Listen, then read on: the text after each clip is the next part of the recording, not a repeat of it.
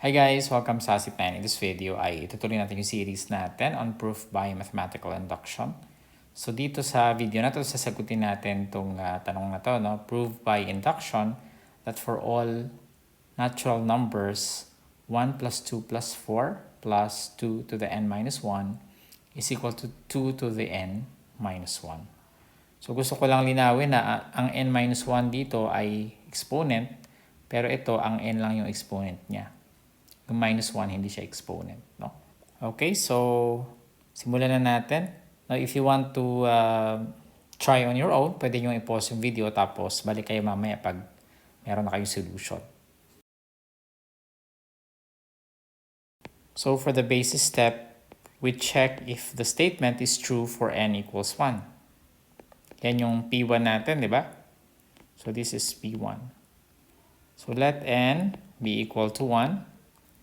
So, pag n equals 1, yung left-hand side natin ay 2 times 1 minus 1. Tapos yung right-hand side natin ay 2 to the first power minus 1. So, 2 to the 1 minus 1 is 2 to the 0. Tapos 2 to the 1 is 2 minus 1.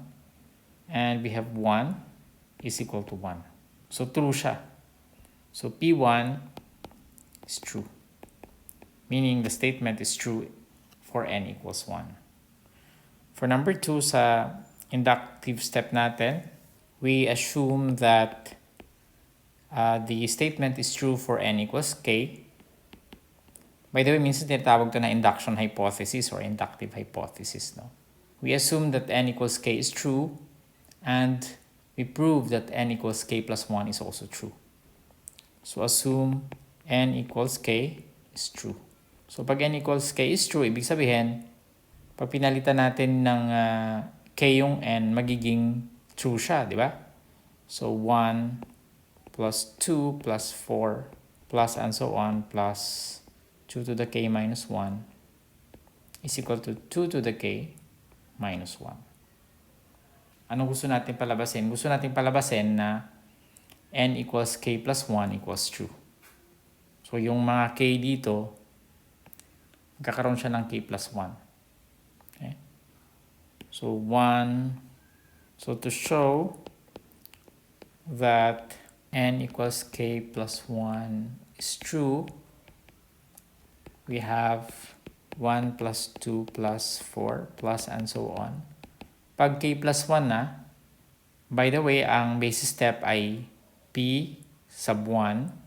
Dito, p sub k ito. And this one is p sub k plus 1. So, lahat lang naman ng n ay papalitan natin ng k plus 1. 2 to the k plus 1, kasi ito yun, di ba? Minus 1 equals, gusto natin magiging sum nito, p sub k plus 1 din. Ibig sabihin, yung right hand side, gagawin natin 2 to the k plus 1 minus 1. But what is this, no? This is the right-hand side of this equation, which means na-sum siya nito. By the way, this is 1, no? So, this is equal to 1 plus 2 plus 4 plus and so on plus, ano ang 2 to the k plus 1 minus 1? K, di ba? 2 to the k. But remember, before 2 to the k ay 2 to the k minus 1. So, pwede natin isingit yung 2 to the k minus 1. Kasi kakailanganin natin yan later, plus 2 to the k. No? So, dapat yung sum nito, mapalabas natin na ito siya. Again, hindi exponent yung minus 1 dito. Hindi siya katulad dito sa assumption natin. Now, notice that this sum, yung 1 plus 2 plus 4, up to 2 to the k minus 1, is actually, nandito siya sa assumption natin. No? And that is equal to 2 to the k minus 1. Ibig sabihin, pwede ko na siyang isulat yan as 2 to the k minus 1. Tapos, meron pa tayong plus 2 to the k. So, isusulat rin natin yan dito. Okay? Rearranging the terms, we have 2 to the k plus 2 to the k minus 1. So, nilipat ko lang siya dito, no? Addition naman lahat yan maliban doon sa merong minus 1. So this is equal to, ano ang 2 to the k plus 2 to the k? Ano ang y plus y? Di ba 2y? So pag 2 to the k yan, 2 to the k, 2 times 2 to the k, di ba? 2 times 2 to the k minus 1. Which is equal to 2 to the first power times 2 to the k, kasi ang 2 ay 2 to the first power minus 1. Ano ginagawa natin pag pareho yung base tapos may exponent? Ina-add natin, di ba? So magiging 2 to the 1 plus k minus 1, which is equal to 2 to the k plus 1, baliktarin lang natin minus 1. And notice that this is precisely yung gusto nating palabasin. This part here. 2 to the k plus 1 minus 1. So ano ibig sabihin nun? Ibig sabihin, so the statement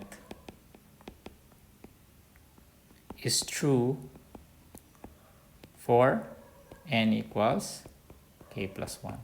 And one way of saying this also is the statement is true for p sub k plus 1.